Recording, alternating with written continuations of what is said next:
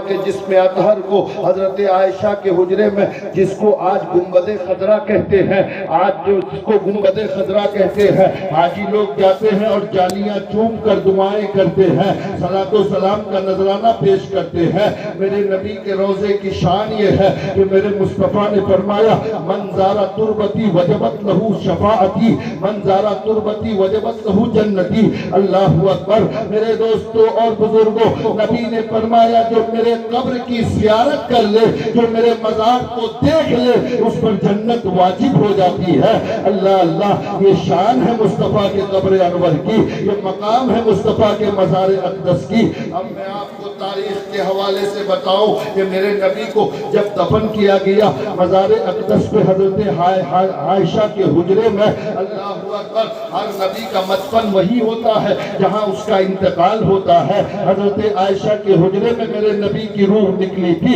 اس لیے میرے نبی کی قبر بھی حضرت عائشہ کے حجرے میں ہوئی۔ آج مسجد نبوی میں وہ شامل ہے۔ اللہ اکبر۔ میرے دوستوں اور بزرگوں، دو نصرانی یعنی عیسائیوں نے تو نصرانیوں کو، یہودیوں کو اس کام پر متعین کیا۔ ایک رات کو نور الدین زنگی رضی اللہ تعالی عنہ، جو حضرت صلاح الدین ایوبی فاتح بیت المقدس کے استاد اور شیخ تھے، حضرت نور الدین علیہ رحمت و رضوان اپنے وقت کے بہت بڑے سپہ سالار فاتح اور بادشاہ تھے مصر کے۔ اللہ کے نبی ایک دن حضرت نور الدین علیہ رحمہ کے خواب میں آتے ہیں۔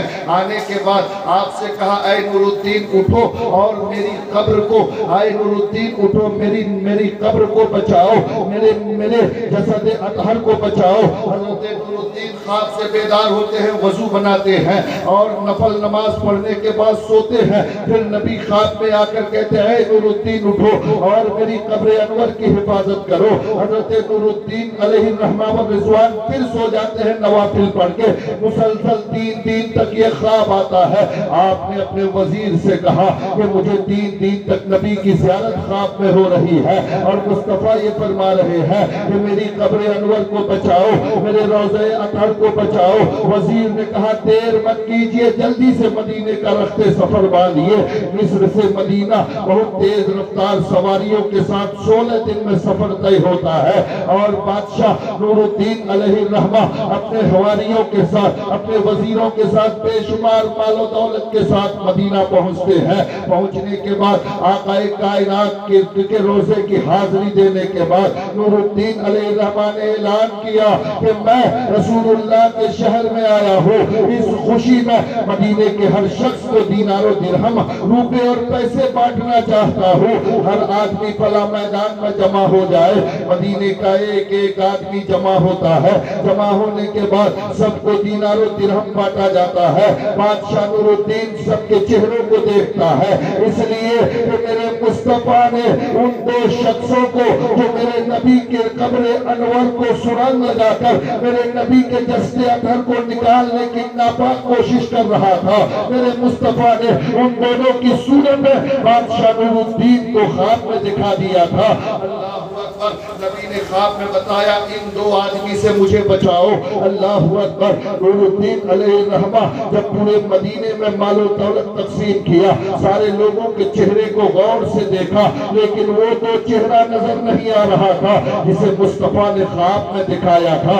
اللہ اکبر۔ نور الدین علیہ الرحمہ نے کہا کوئی چھوٹ تو نہیں گیا ہے؟ لوگوں نے کہا کوئی نہیں چھوٹا، البتہ 2 آدمی حج کرنے آیا ہے اور مدینے سے مسجد نبوی سے قریب ایک حجرے میں رہتا ہے، بہت متقی پرہیزگار ہے، وہ لوگ خود اپنا مال غریبوں میں بانٹتے ہیں، اس لیے وہ لوگ نہیں آئے۔ نور الدین علیہ الرحمہ نے کہا ان دونوں کو بھی بلاؤ۔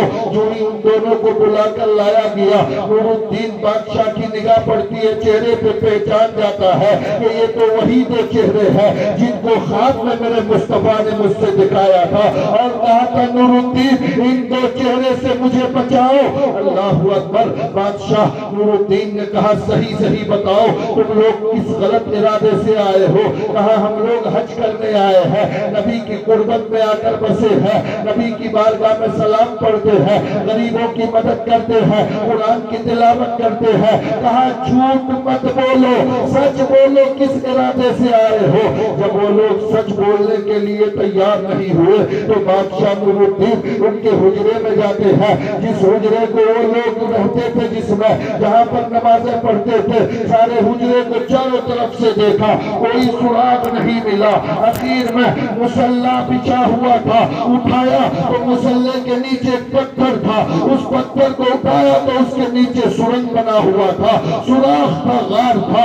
نور الدین علیہ الرحمہ، سلطان صلاح الدین ایوبی، فاتح بیت المقدس، کئی لوگ اس سرنگ کے گھستے ہیں اور گھس کر جب جانے لگتے ہیں تو وہ سرنگ وہاں سے، وہ غار وہاں سے میرے نبی کی قبر تک پہنچی ہوئی تھی۔ اللہ اکبر۔ تو سلطان صلاح الدین ایوبی نے کہا کہ میں نے جب ہاتھ بڑھایا تو قسم خدا کی میرے نبی کے قدموں کو چھونے کا مجھے اتفاق مل گیا۔ سبحان اللہ سبحان اللہ۔ بزرگوں، بادشاہ نور الدین علیہ الرحمن نے ان دو آدمیوں سے کہا کہ تم لوگوں نے یہ سرنگ کیوں کھودا نبی کی قبر پر؟ اللہ اکبر۔ وہ دونوں یہودی کہتا ہے کہ ہمیں بہت ساری دولت دی گئی کہ تم نبی کے ناش کو، نبی کے بدن کو، نبی کے جسد اطہر کو مدینے سے نکال کر یہاں لاؤ، لانے کے بعد ہم اپنے ملک میں تمہارے نبی کے جسد اطہر کے ساتھ بے حرمتی کرنے کا ارادہ تھا، اس لیے ہم لوگوں نے سرنگ کھود کر تمہارے مصطفیٰ کو نکالنے کی کوشش کیا تھا۔ اللہ اللہ۔ بادشاہ نور الدین نے ان دونوں کو قتل کی سزا دیا اور قتل کرنے کے بعد جلا دیا۔ اس کے بعد مزار اقدس کے چاروں طرف سے اتنی لمبی خندق کھودی کہ پانی نکل آیا اور اس خندق میں لوہا، پیتل، تانبا اور دیگر قسم کے دھات کو پگھلا کر ایسا ڈال دیا ہے کہ اب قیامت تک اگر کوئی میرے نبی کے مزار کے قریب تک جانا چاہے تو کوئی جا نہیں سکتا۔ قیامت تک میرے مصطفیٰ کی قبر انور کو قیامت تک کے لیے محفوظ کر دیا۔ نعرہ تکبیر، نعرہ رسالت، نعرہ رسالت، عظمت مصطفیٰ، ذکر شہید اعظم، حضرات محترم، اب ایک تاریخ اور آپ سنیے اور یاد رکھیے گا، اس لیے کہ تقریریں آپ بہت